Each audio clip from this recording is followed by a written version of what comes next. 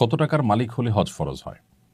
খুবই কমন একটি প্রশ্ন এবং খুব প্রয়োজনীয় একটি প্রশ্ন।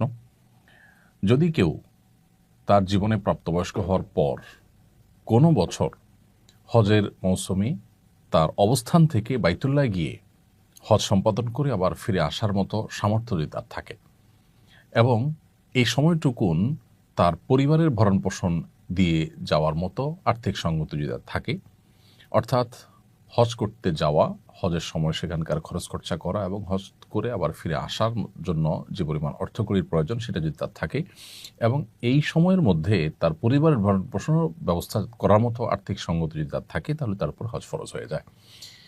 আর যদি কারোর এটা না থাকে তাহলে সেক্ষেত্রে তার উপর হজ ফরজ হবে না। এখন এটা নির্ভর করবে আপনি কোথায় অবস্থান করছেন। আপনি মক্কা অবস্থান করছেন, তাহলে মক্কা থেকে এই হজ সম্পাদন করে আসা আপনার গন্তব্যে, আপনার ঠিকানায়, আপনার নিজ আঙ্গিনায়, এটার জন্য খুবই অল্প স্বল্প পয়সা হলে হয়ে যায়। আবার কেউ যদি বাংলাদেশ থেকে হজ করেন বা বাংলাদেশে যদি কেউ অবস্থান করেন, তাহলে তার হজ ফরজ হওয়ার জন্য একরকমের অর্থকরীর প্রয়োজন হবে। আবার কেউ যদি ইউরোপে থাকেন, তাহলে সেখান থেকে হজ আরও বেশি এক্সপেন্সিভ। অতএব সেখান থেকে হজ করার জন্য যে পরিমাণ টাকার দরকার, সেখান থেকে এসে মক্কায় হজ করে আবার তার জায়গায় ফিরে যাওয়া এবং এই সময়ের ভিতরে পরিবার ভরণ পোষণ এর ব্যবস্থা করা, এটা তার অবস্থানের উপরে নির্ভর করে বাড়বে।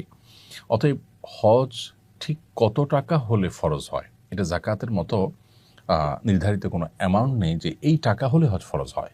এটা নির্ভর করে ব্যক্তির অবস্থান থেকে বাইতুল্লাহ গিয়ে হজ করে আসার মতো সামর্থ্য তার আছে কিনা। যদি থাকে তাহলে তারপরে হজ ফরজ হয়ে যাবে। জীবনের কোনো বছর যদি এমন হয় যে হজ করার মতো সামর্থ্য আমার ছিল, ধরুন আজ থেকে 7-8 বছর আগে বাংলাদেশ থেকে 2 থেকে 2.5 লাখ কিংবা 3 লাখ টাকার মধ্যে হজ করে আসা যেত, তখন আপনার কাছে টাকাটা ছিল, আপনি হজ করেননি। এখন হজ এক্সপেন্সিভ হয়ে গেছে, 7 লাখ 8 লাখ টাকার প্রয়োজন হয় বাংলাদেশ থেকে হজ করার জন্য। এখন এই টাকা আপনার নেই। অতএব যদি আপনি মনে করেন যে আমার তো 7-8 লাখ টাকার সামর্থ্য নেই, অতএব আমি হজ তো আমার উপর ফরজ নয়, আমি হজ তো করবো না, না করলে চলবে, এরকমটি বলার কোনো সুযোগ থাকবে না। কারণ আপনার উপর হজ ফরজ হয়েছিল, তখন আপনি করেননি।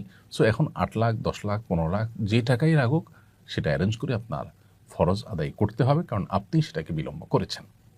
আল্লাহ সুবহানাহু ওয়া তাআলা কোরআনে কারিমে বলেছেন, ওয়ালিল্লাহি আলান নাসি হিজ্জুল বাইতি মান ইসতাতা ইলাইহি সাবিলা। মানুষের কাছে আল্লাহর পাওনা হয়ে যায়, যদি তার সামর্থ্য থাকে বাইতুল্লাহ গিয়ে হজ করার, সে যেন হজ করে। এই হজ করাটা এটা মানুষের কাছে আল্লাহর পাওনা হয়ে যায়। অন্যান্য ফরজ বিধানের ক্ষেত্রে আল্লাহ তাআলা পরিষ্কার বলেছেন, কুতিবা আলাইকুমুস সিয়াম, তোমাদের উপর সিয়াম ফরজ করা হয়েছে, আকিমুস সালাহ ওয়া আতুজ যাকাত, তোমরা সালাত কায়েম করো, যাকাত আদায় করো। কিন্তু হজের ক্ষেত্রে আল্লাহ রাব্বুল আলামিন একটু ভিন্ন ভঙ্গিতে আমাদেরকে হজের ফরজ হওয়ার বিধানটি জানিয়েছেন। অর্থাৎ আল্লাহ বলেছেন যে কারো সামর্থ্য যদি থাকে বাইতুল্লাহ গিয়ে নিজ গন্তব্যে আবার ফিরে আসার হজের মৌসুমে, তাহলে তার জন্য হজ করাটা এটা আল্লাহর অধিকারে পরিণত হয়, এটা আল্লাহর পাওনায় প্রাপ্যে পরিণত হয়। তার মানে এটা একটা প্রেমময় ইবাদত। একজন বান্দা তার সামর্থ্য থাকবে তিনি হজ করবেন না, এটা হতে পারে না। অতএব যাদের এই আর্থিক সঙ্গতি আছে তাদের উপরে হজ ফরজ হয়ে যাবে।